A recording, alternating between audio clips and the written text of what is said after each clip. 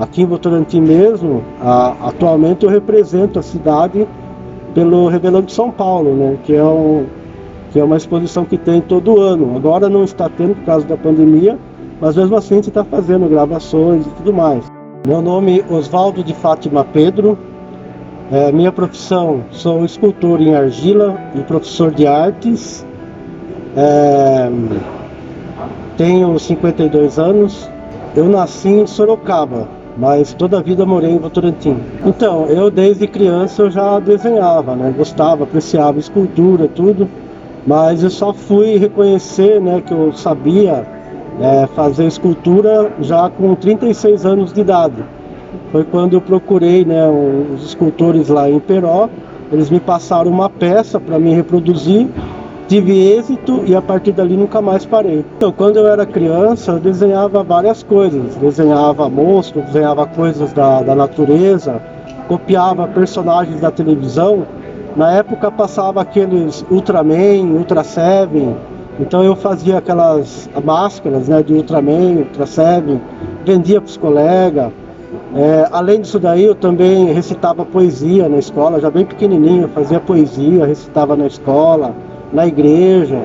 Então eu tive esse ambiente aí, né? Minha família era uma família católica, ela ensinava as histórias dos santos, né? Também sempre gostei de apreciar a história dos santos, né? Mas a escultura mesmo veio bem depois. Então, eu trabalhava, né, de carteiro, eu era carteiro, né? E daí eu entregando carta na casa do seu Chico Santeiro, né, que é também um escultor aqui de Votorantim, eu vi ele transformar de uma madeira uma peça, né, uma peça artística, um santo, né?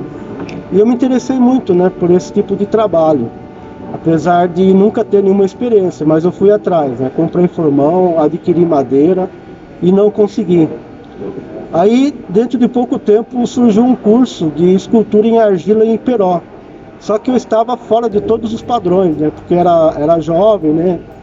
Que tinha certas dificuldades e tal, que podia entrar naquele projeto. E eu não estava dentro desses padrões, mas eu fui lá conversar, né? E eles me aceitaram, eles me acolheram.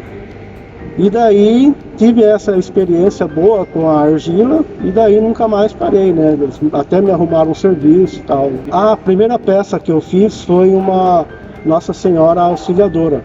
Isso foi incentivado, né, pelo escultor, né? O professor lá me deu uma imagem, né, e mandou eu reproduzir. Daí eu consegui reproduzir.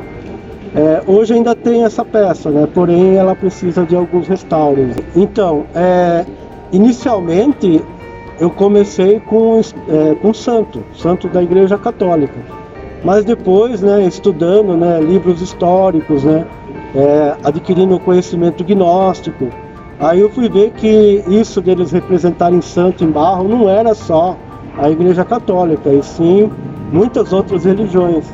Aí eu comecei a fazer pesquisa.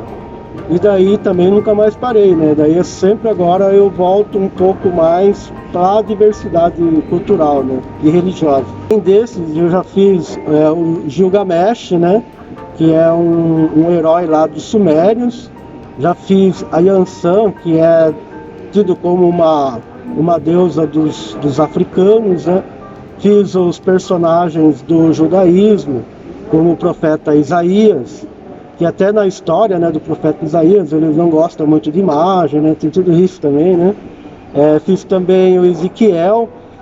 Esse Ezequiel que eu fiz, inclusive está aqui na exposição, é uma releitura da obra do Aleijadinho.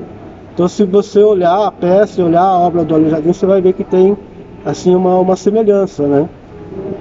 Aí também o Zacarias, né. Já fiz Milarepa, que é um santo budista, Dante, que é um personagem assim, mais isolado, que não tem a ver com nenhum culto. Enfim, eu fiz muitos, eu fiz peças dos astecas, dos maias. Por exemplo, dos astecas eu fiz uma deusa chamada de Huitzilopochtli, fiz também Quetzalcoatl. Enfim, muitas outras peças, né? O deus Pacal, né? Dos maias, e continuo fazendo, né? Então sempre quando vem uma inspiração a gente está praticando, né, a escultura. A escolha desses personagens, então, é assim, né, eu primeiramente eu faço um estudo do personagem, eu desenho, é como se fosse tipo um download, né, eu começo a baixar, né, as informações do personagem, e daí vem a inspiração, né, para mim reproduzir no barro. Então, a gente percebe, né, um certo prazer, né, em produzir determinados personagens. Eu começo minha produção inicialmente desenhando. Então eu faço uma pesquisa na internet, em livros, né, que eu tenho diversos livros, né, de diversos personagens, diversas religiões e tal. E eu faço uma pesquisa e faço o desenho, e daí eu monto uma estrutura. Começo a trabalhar primeiro com a cabeça, começo a modelar a cabeça e a base. Então, uma hora que você está bem inspirado, você começa as partes mais difíceis. Por exemplo, a cabeça, a mão, as mãos.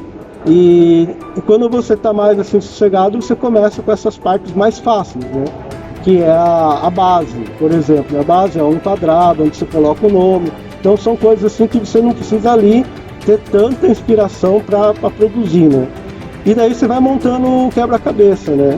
Aí depois da peça ela esboçada, você vai elaborando mais a peça, né? Como se fosse lapidando, como se fosse lapidar o trabalho. E assim, né? A peça ela não tem um tempo, não dá para mim falar que eu faço em um dia, que eu faço em um mês, que eu faço em 2 meses, eu faço em uma semana, né? Então eu começo a fazer a peça e eu tenho que perder essa noção de tempo. Por isso que às vezes nem é tão bom na encomenda você falar que vai entregar tal dia, né? Porque é completamente fora isso daí. Pra mim, né, no caso. O material principal que eu uso é a argila, né? Essa argila vermelha, que na verdade ela é chamada de terracota. Mas qualquer argila eu faço os meus trabalhos. Mas eu costumo sempre usar a terracota. Então ela é uma argila assim mais plástica, né, que tem mais facilidade. Como a gente ensina também as crianças a escultura em argila, então a gente também usa um material mais fácil para eles aprenderem. Aí depois de um determinado tempo, qualquer argila para eles, eles vão ter facilidade de produzir. Também, né, para mim, eu posso fazer escultura em qualquer argila, mas a gente procura mais as facilidades, né?